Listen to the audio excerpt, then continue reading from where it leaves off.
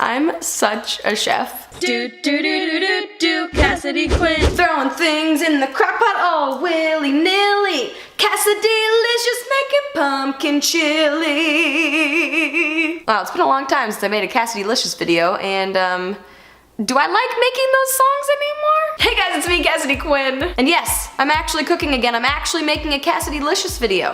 Who thought? Surprise!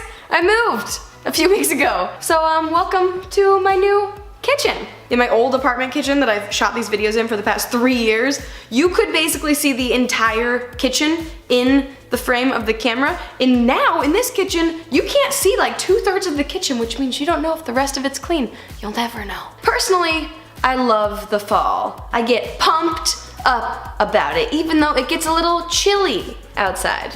Do you see where I'm going with this? Yes, you probably do because you read the title of this video. Today we're making pumpkin chili. I am one of those people that they call basic sometimes. Like not totally, but I am wearing leggings right now and I really like pumpkin things. I have not gotten a pumpkin spice latte yet this year, but I'm sure the time will come. But sometimes you just don't feel like making dessert. And I've also been trying to think of ways to use a crock pot more because then you can just put all the ingredients in the crock pot in the morning before you go to work, then you get home and voila, it's dinner. So basically we have all of our ingredients over here, 90% of which are spices and canned foods, so things you could have already had in your kitchen, and then a couple of actual vegetables because we're being healthy now. So let's get started. Oh, and also for extra credit, you can have a pumpkin candle because then it smells like you're making dessert while you're actually making dinner. Best of both worlds. Now we could just start dumping all of the cans into the crock pot, but let's get the hard stuff out of the way, AKA the vegetable chopping. I think nothing in this recipe will actually be difficult, so that's great news, but we'll get that part over with. The part that actually requires labor. Okay. Cutting board. So first we're gonna peel our carrot. Oh, turns out I've never used this peeler before. I just had to rip the wrapper off of it. I'm such a chef. And then we're just gonna chop it up into little pieces. For some reason that made me feel very violent as I said that. I have no idea what kind of knife you're supposed to use to chop carrot. Also, I just spit carrot on the floor. Oh my gosh, this is such hard work. If this recipe was a diamond ring, it would be 1 carrot. Just kidding, actually this recipe didn't even call for carrot, it called for an onion, but I am allergic to onions, so carrot it is. Because I just care it so much about you and about myself not having migraines. Next we're gonna dice this bell pepper. Okay, now, once I've finished chewing the bell pepper I've been eating, we can dump that into our crock pot. Oh jeez, these carrots are everywhere. You saw nothing. The kitchen is still clean. Okay, is that all the work I actually have to do here? Yup. Now we just start throwing stuff into the crock pot. 3 cans of black beans, drained. In go the beans. I just spilled the beans. Not very many though, only like 5 beans. So like, only one of my secrets. Secret is, I haven't used a crock pot in, I don't know, 2 years? When's the last time I did it for Cassidelicious? Because that's the last time I used it. 2 cans of diced tomatoes. Hey guys, you wanna play a game? Come on, just roll the dice. Diced tomatoes. 2 cans. Guys, I'm sorry. I thought this was a vegetarian recipe, but I guess it involves 2 cans. Like the bird, get it? 1 cup of pureed pumpkin mix. They must want me to use that Canadian pumpkin because they want it to be pure A. Okay. Ah, look at all that pumpkin! Pumpkin! This is a pumpkin! 1 cup. Get in there. There we go. No idea what I'm gonna do with the rest of this pumpkin. I don't know, I might make a pie or something, but not until a couple weeks from now. Thanksgiving is still too far away. 1 tablespoon of chili powder. Guys, is it getting chilly in here or is it just me? It is actually kind of cold in here because we haven't turned the crock pot on yet. Okay, let me be real with you. This recipe says 1 teaspoon cinnamon, 1 teaspoon cumin, 1/4 teaspoon nutmeg, and 8 teaspoons of ground cloves. So I went to the grocery store and I was looking at all these spices and they were gonna cost like $20 combined and I needed like half a teaspoon of every one.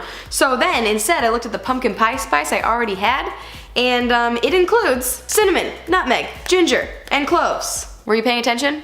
Those are exactly the things it calls for in this recipe. The only problem is I don't know the ratio, like which spice is more in this.